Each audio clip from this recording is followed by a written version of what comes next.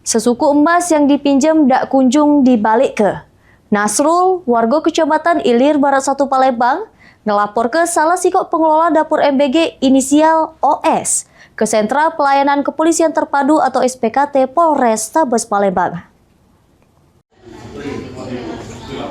Dak terima sudah menjadi korban penggelapan sesuku emas oleh betino inisial OS yang merupakan pengelola salah siko dapur program makan bergizi gratis atau MBG di Palembang. Nasrul, warga Kecamatan Ilir Barat 1 Palembang, datangi SPKT Polrestabes Palembang bikin laporan polisi. Dikatakan Nasrul, kejadian bermula pas dirinya mekut kawannya datang ke dapur MBG yang dikelola terlapor.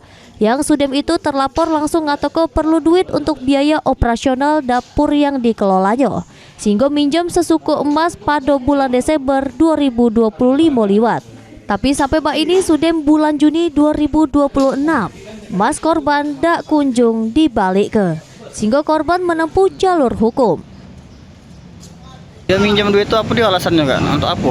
Ya untuk menyelesaikan dapur tempat dia ini. Dapur apa itu? Dapur MBG. Era macam kumbang sebelah sini.